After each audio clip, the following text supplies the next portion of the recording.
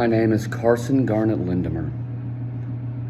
My maiden name is Carson Garnet Johnson.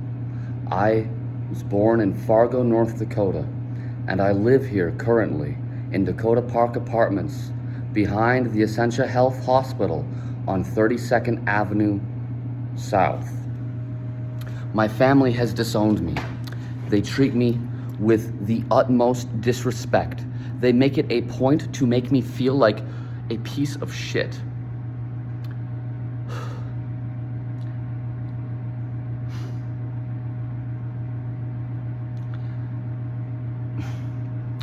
I come from the LaFleurs traveled over here through the Hudson Bay and came over to the United States as French Canadians. My great-grandfather, George Ethier, fought in World War II.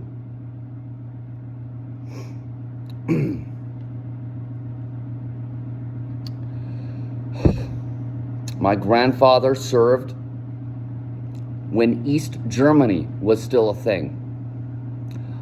My aunt, my mother, and my uncle all served in the United States Army or the military. Sorry, some of the details are just a little fuzzy because I'm emotional right now. My mother served in Afghanistan. I was a military bastard. My father I never knew, and my mother was ripped away from me at the age of 2. She came back when I was 4. The media posted nothing but pictures of me being ripped away from my mother's arms in the newspapers in my town. There was a point in my life where I was a little kid, and every single day I'd show up to daycare, eat my breakfast, and look at that newspaper because that was the only picture of my mama that I had. How sad. I'm 22 years old. I've been struggling. I am meant for this world in different ways. I'm not supposed to be a 9-to-5 job person. I'm not supposed to go to college. I'm not supposed to do this shit. In fact, I'm supposed to make the college for you. I've got all these ideas and plans that are so great, big, and grand. They're greater than me. There's stuff that I can't do on my own.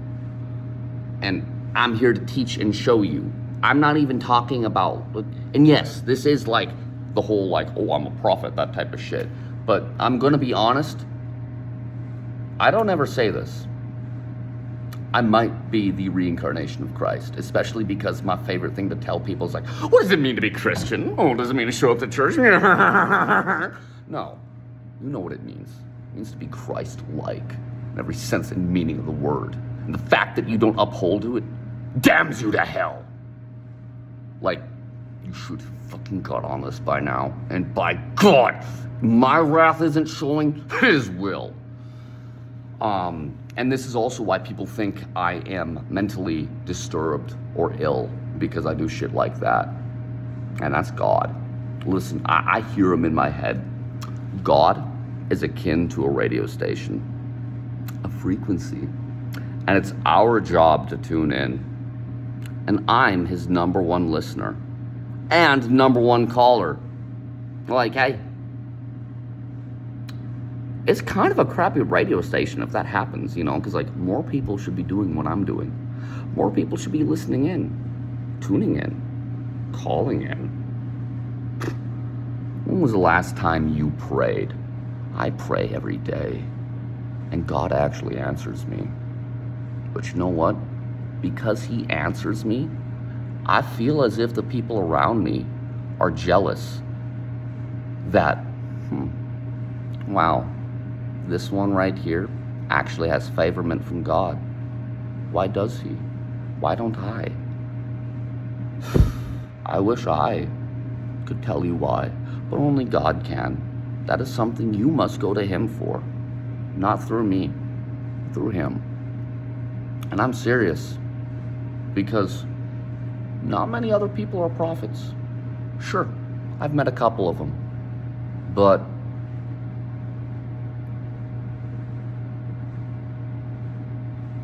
the Jesus ones, anytime I meet someone who claims to be Christ, I'm like, oh, you're insane. Because, well, if I were to meet the Jesus one,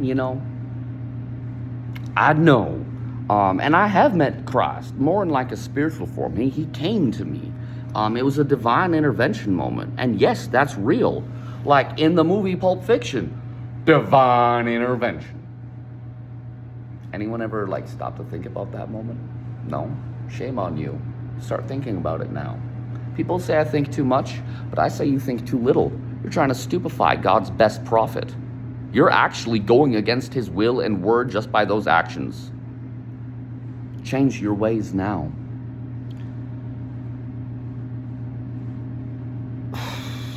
Because no one else is like me, might as well be me.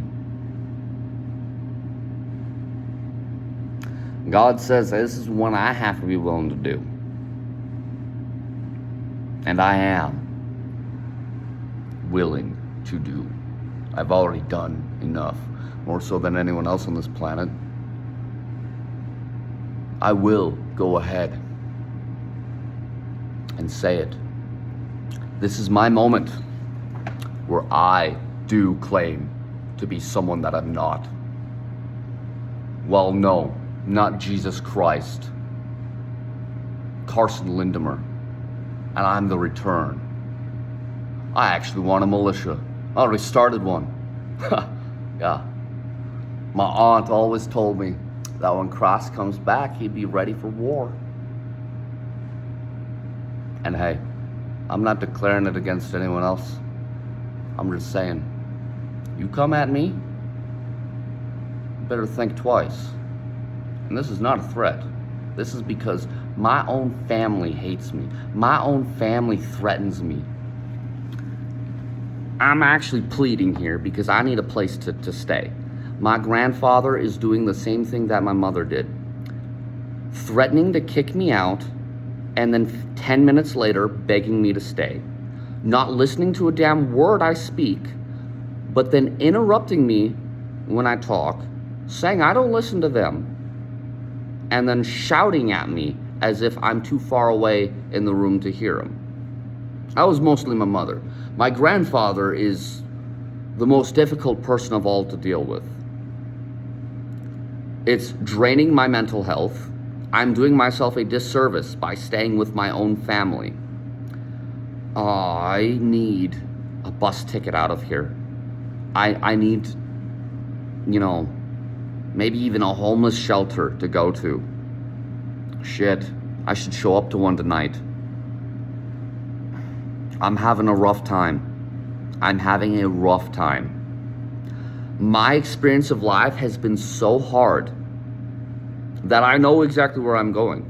And I know for a fact that God will not let me go anywhere else because of the pain I have been shown on this earth. I have done nothing wrong to you people.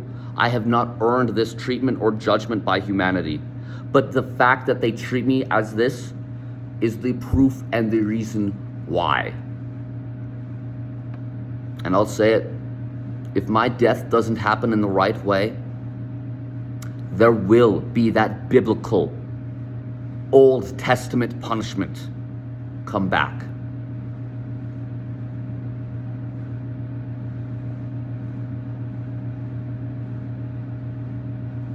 I don't get it. I really don't. I don't have any more tears I can cry. Like my crocodile tears ain't even crocodile tears. They're alligator tears. Like I've cried so much that it's hard for me to cry because I'm so hardened and used to being treated like shit. It's as if I've become a boulder to apathy, distrust, and unlove. Jesse G. Lindemer, Danielle Yvonne Johnson, Garnet Wayne Johnson, and Carla Ray Wells. May your time be short.